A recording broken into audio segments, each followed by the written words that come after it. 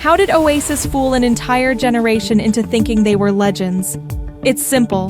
They sold us a myth, and we bought it. Hook, line, and sinker. Oasis didn't just make music. They made a story. A story of two brothers, loud, confident, untouchable, and it worked. Because we wanted to believe it. Before we get into the recycled riffs, the manufactured tension, and the overhyped ego, don't forget to hit subscribe, because we're about to break down the truth behind Oasis's supposed legendary status and why we've all been duped. Let's rewind back to 1994, the year Oasis became our new Beatles, a band that came out of nowhere, with a sound so familiar, it felt like we'd always known them, but not in the way we expected. They didn't come from a tiny garage. They came from a world of swagger, from Manchester, with guitars in hand and a story ready to be sold.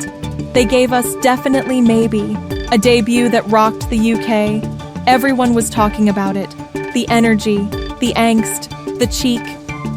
Oasis were different. But were they really? Or did we just want them to be? Sure, the songs were catchy.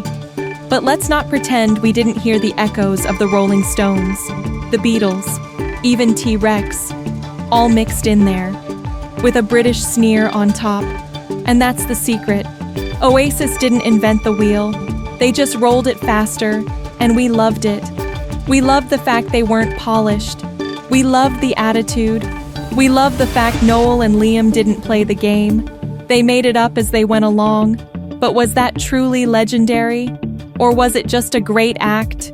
Here's the thing. What we saw was a myth in the making, a story told with noise, a family feud that was just enough to keep us talking. Two brothers who were made for rock and roll, and we fell for it.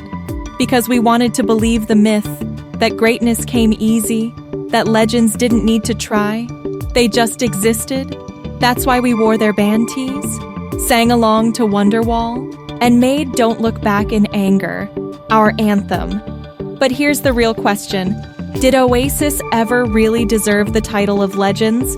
Or were they just really, really good at convincing us they were?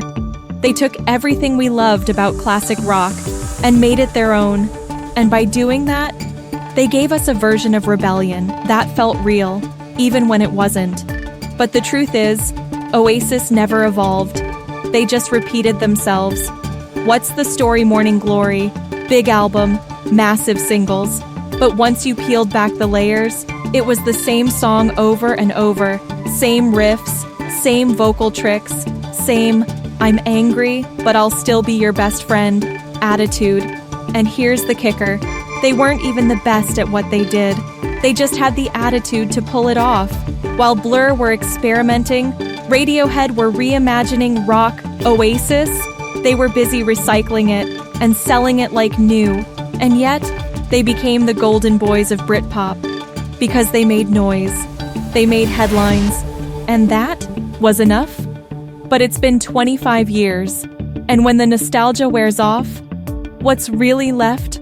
Songs that haven't aged well, an ego too big for its boots, and an audience that's starting to see the cracks.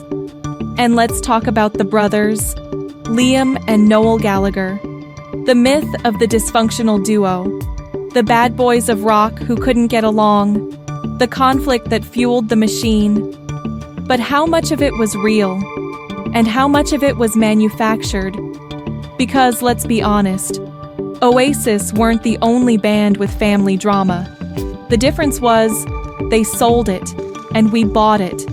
It wasn't just about the music, it was about the story, the rivalry, the image. Noel being the serious one, Liam being the wild one, and the world buying into it, even when the music started sounding recycled, even when the album stopped being revolutionary, they still sold the story, and we still listened because the story was better than the music. But now, in 2025, the cracks are harder to ignore. The Oasis reunion tour is happening, but let's call it what it is. A money grab.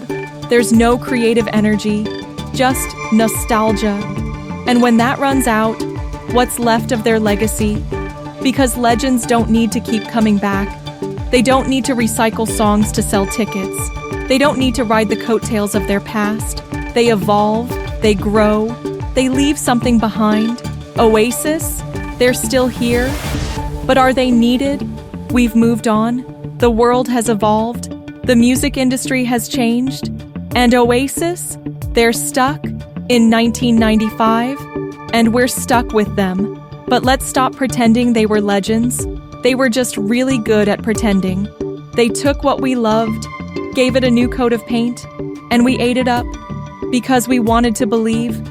But maybe it's time to admit the truth. Oasis were never the greatest. They were just lucky, and we wanted to believe the myth. And now, it's time to let it go. Don't forget to subscribe.